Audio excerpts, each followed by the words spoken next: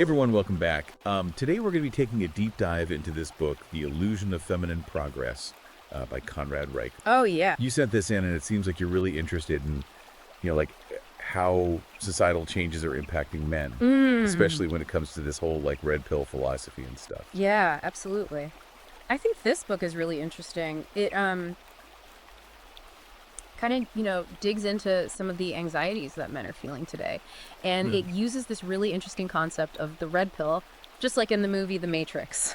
Oh, right. That whole red pill, blue pill choice. And Riker uses that as this kind of metaphor for like waking up to the realities of like gender dynamics and Yeah. societal structure. Yeah, and I'm guessing that for a lot of the men who connect with the red pill idea, it's a lot about seeing how traditional masculinity seems to be maybe declining and how that's impacting their lives. Exactly. And I think Riker argues that society has become increasingly feminized. And he uses some really interesting examples to illustrate this point. Like, remember Fred Flintstone? Oh, yeah. The classic, working class dad. Yeah. And he compares him to male characters in shows like The Big Bang Theory. And he argues that the media often shows men as incompetent or even villainous these days. Okay, so how does this tie into this masculinity crisis that Riker talks about? Well, he suggests that men are struggling with their identity because those traditional roles that they used to have, like provider, protector, those things are being eroded. Right. And he even tells the story of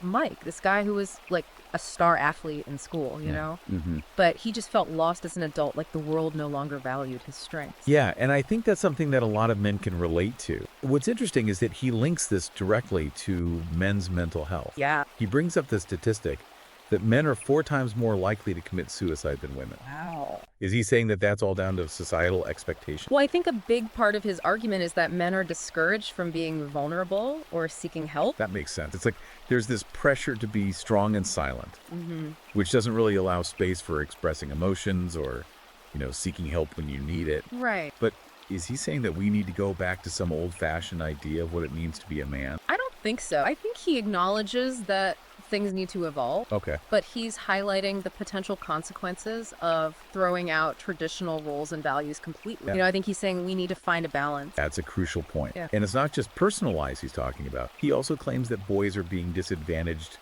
in the education system as well. Yeah, he even suggests that schools aren't designed for how boys learn best, Oh. and that there aren't enough positive male role models in education. He talks about this boy who thrived after switching to a single-sex school. Yeah, That's a pretty radical solution, isn't it? I mean, could that even work for everyone? that's a big question. And it leads to this bigger debate about whether the current system is really failing guys, and if so, what the alternatives might be. Now, he doesn't stop there. He goes on to say that there are systemic biases against men, especially in family courts. He even uses the Johnny Depp and Amber Heard case as an example of how accusations can impact a man's life. That's right. And he cites statistics suggesting that mothers are often favored in child custody cases. Wow. And that alimony can be a huge financial burden for men. It almost sounds like he's suggesting that there's this presumption of guilt against men in certain situations. He uses some pretty strong language here. Okay. He actually refers to it as a war against men, Wow. playing out in courts, in the media, and even in everyday life. Wow, that's a powerful statement. I'm really curious to hear more about this war against men and how he thinks it's affecting society as a whole. Yeah. But maybe that's a good place to pause for now and pick it up in the next part. I agree. There's a lot to unpack here. Yeah. I think diving into the specifics of his argument will be really illuminating. Sounds good.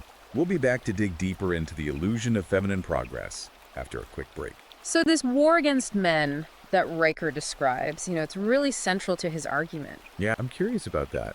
How does he actually define this war? This is a pretty provocative term. Well, he points to this idea of a victim narrative that's become really prominent. Okay. And he says it often overlooks men's struggle. Uh-huh. He even uses the hashtag #MeToo movement as an example. Okay. While he acknowledges its importance, Yeah. he questions whether it sometimes goes too far and silences men. I see where he's coming from. It's like he's saying we need to be careful not to shut down men's perspective, even as we're trying to address legitimate concerns about harassment and abuse. Exactly. Okay. And he's not saying that we should dismiss women's experiences at all. Right. But he is urging us to consider that maybe there are multiple victims in some situations, Right. and that men's pain is often ignored. I'm starting to see how he links all of this back to the mental health crisis we were talking about earlier. Exactly. He argues that this dismissal, combined with societal expectations that men should just be strong and silent, contributes to the higher suicide rates among men. That's a pretty sobering thought. It makes you realize how much these unspoken expectations can really weigh on people. Yeah, and he goes even further. Yeah. He talks about the fatherless epidemic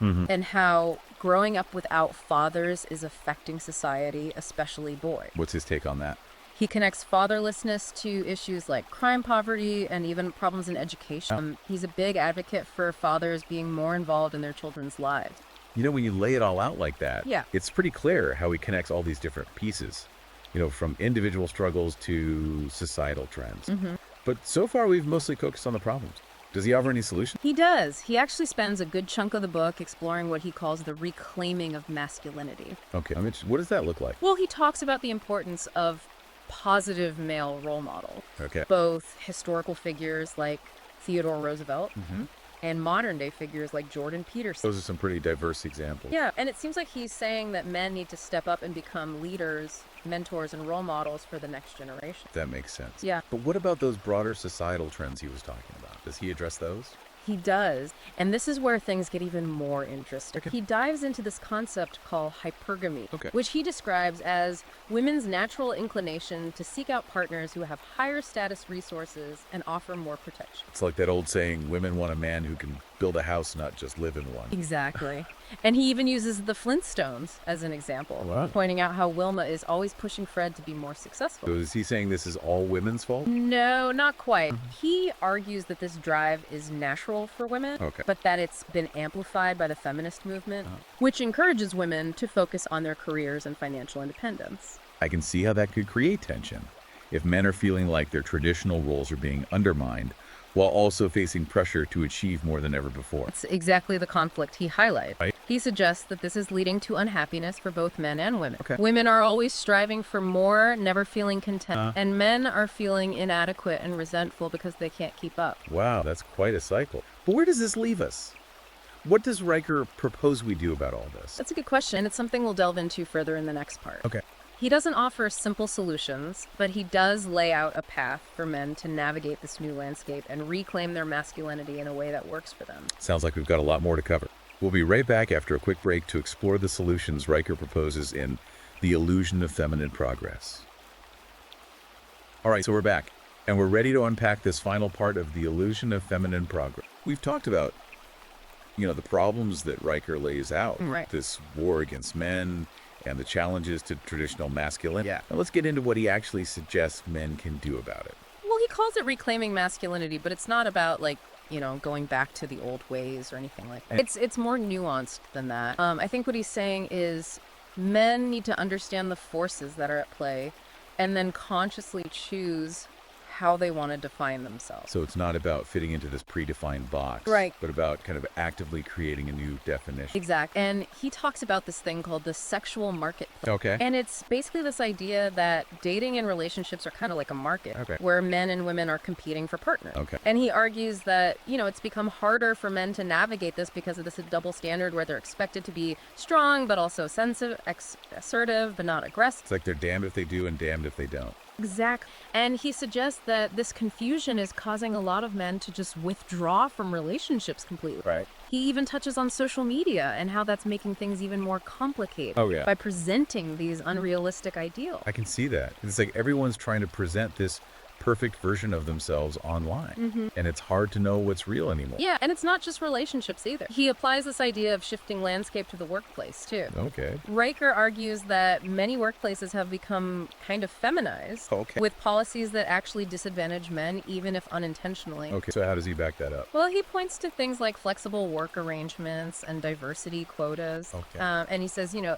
these were often meant to be positive changes, Right. but they've ended up pushing men aside, making it tougher to advance in their career. It's almost like the very things that were supposed to create equality are now creating a new kind of imbalance. That's exactly his point, and he talks about this growing number of men who are choosing to opt out of the workforce altogether Wow. because they feel like this system is rigged against them. That's a pretty extreme reaction. Yeah. Is he saying that men should just give up? No, not at all. He actually stresses the importance of men stepping up and taking on leadership roles, Okay. but in a way that's authentic to them, not just conforming to what society expects. So it's about finding that balance again. Like we were talking about earlier, embracing strength and assertiveness, but also compassion and empathy. Right. He seems to be advocating for a more holistic view of masculinity. He even discusses the concept of male emasculation, Okay. where men are stripped of their power and their self-worth. It seems like what he's saying is that the pendulum has swung too far in one direction, and now we need to find a way to kind of bring it back to the center. Exactly. And he's not just talking about individual men here. Yeah. He ties this back to fatherhood. And he argues that these societal shifts are making it harder for men to be good fathers. How so?